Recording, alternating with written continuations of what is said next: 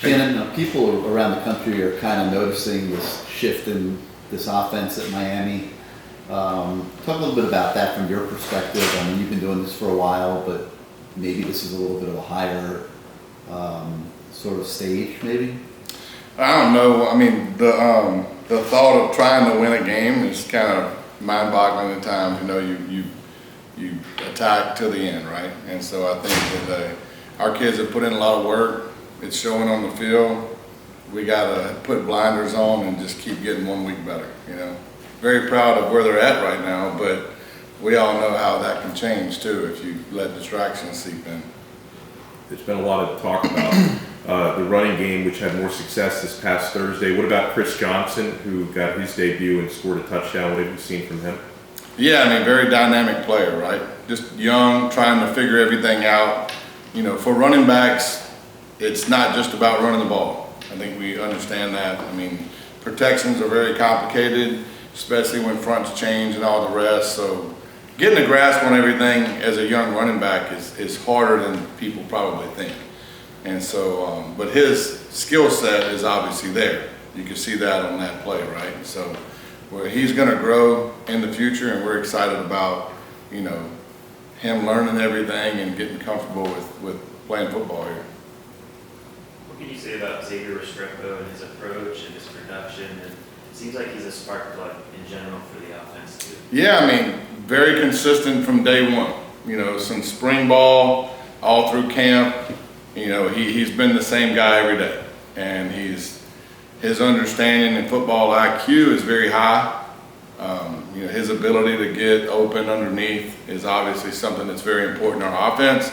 But he's made some plays down the field too, and I think that, you know, if you look at all the games that we played this year, whenever it became a time to somebody needed to step up and make a play, it's typically been him. You know, in the A&M game for sure. I mean, you know, you go 3 and out back-to-back times, and then you need something to happen, and he has a 60-yard play that kind of, you know, ignited us to start relaxing and playing football.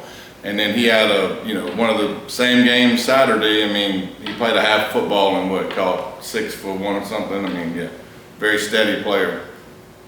Shannon, it seems like this year's group of receivers has been done really well so far at getting yards after the catch.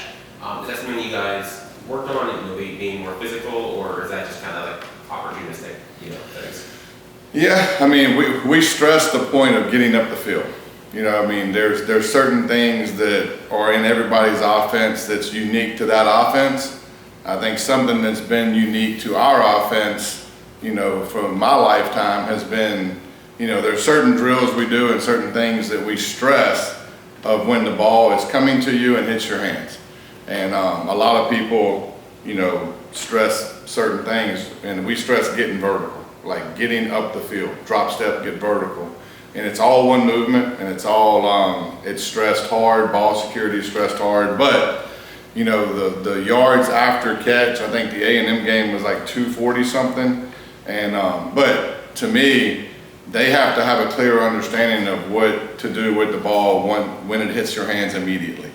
And I think that a lot of people kind of lose sight of that, you know, and we stress it hard, we drill it, and I think it's a product on the field of what we stress and drill daily.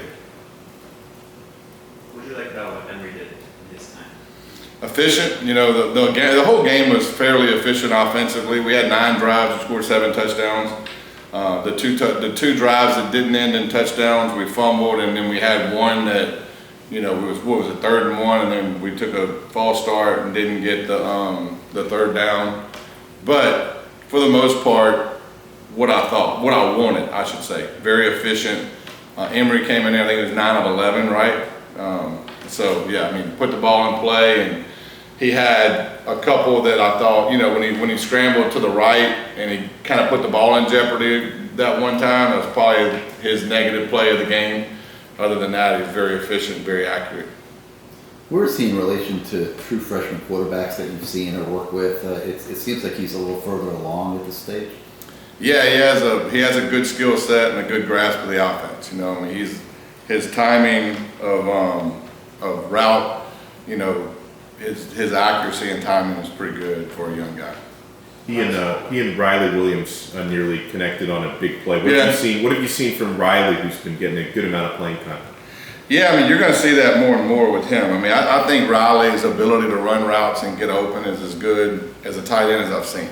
And so as time goes, he started the year, you know, he wasn't playing. He had some things, but now he's 100% and he's going. You'll see him make more and more plays in the pass game as time goes. I mean, his body control and his ability to get open is unique. And I'm very excited about, you know, watching him progress. What stands out about Temple's defense? Very athletic. We played them last year, and I think they're a much improved defense from last year. We had to score at the end to beat them, and I thought, you know, this year watching them on tape, you know, they're more athletic. They get after the passer. I mean, I think they were top 10 last year in sacks, number 11 in tackles for loss. So chaotic up front, a lot of movement, you know, a lot of subtle D-line movements, twists and stuff like that gives you issues, and they're explosive on the edge. I mean, they can get off the ball, time up snaps, and do the rest. And so they're much more aggressive in the back end than what we played Saturday. You know, they're going to challenge us and get in our face a little bit. So, you know, we know what's out there. You know, they're a very well-coached defense, very well-coached. If I remember right, a few weeks ago you mentioned having like 4 games to play with Emory and Jacurri.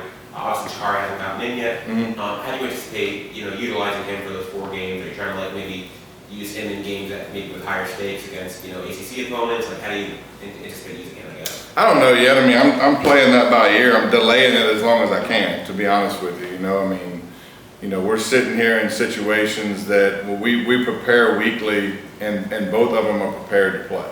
You know, and so, you know, I go into games knowing that, you know, I have 2 guys to play, and I don't want to play more than 4 with him. And so it would be very careless of me to play him in games where I didn't need him or I didn't deem it to be a game that, you know, and Emory's playing at a high level. And so, you know, we're in a good place as far as getting our goal accomplished with him. Now, it's a long season, and so, you know, we're in week 4. So far, so good, right? How's Jacurri's attitude? It's great. No, it's unbelievable. He's doing, look, I told him at the beginning of this year, I mean, I redshirted as a junior, you know, so I've been through it as a player, although a long time ago. And I've had, you know, through my career, we've redshirted guys later in their career, probably more than most. So I know the challenges that come with it. And I told him from the beginning that, you know, it's going to be a year that you got to battle boredom, you know, because you're not going to be doing a lot. You got to be dialed in mentally. You got to be ready to go if needed. And so it's a very challenging year for him, but the kid has been unbelievable. His attitude's off the chart. He's done everything we need to help us get ready for games. And if we need him, he is there. And very proud of him and the way he's handled everything. Talk to us about Jacurri. What does he do well that you see out there? Excuse me? Jacurri, what does he do well? Well, I mean, he's got a dominant trait. You know, I mean, he's one of the fastest kids on the team. I think everybody sees that. You know, what he's done good since I've been here is he's developed the pocket stuff that we've been working on. You know, work on with every quarterback, not just him. You know, Tyler's the same way. We have certain beliefs in our offensive system that that playing quarterback from the pocket and making them defend the whole field is number one, and utilizing your natural skill set will become organic, right? And that'll happen, although there will be some scheme plays that exist. And so just sharpening those tools for him, and he's made, I mean, leaps and bounds progress from the beginning of spring till now. You know, he's not sitting here like in the spring it was easy because he's taking a lot of reps.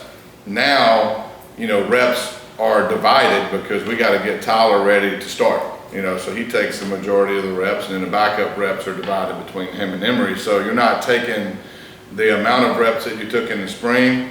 So the progress, you know, it's hard, you know, I mean, it might slow down a little bit because of the amount of reps you're taking, but we're doing other things in drills and things to keep up with it. And so Is his there- progress will keep going. Is the Last red question. shirt still on the table for Emory? Is it what now? Is red shirt still on the table for Emory as well? It is until he plays 5 games. Right. That's the rule, you know? And so, until you play 5, it's on the table. And so, you know, I don't know how that'll go. We'll see. Thank you, Coach. Yeah. Appreciate it, guys. Thank you. Yep.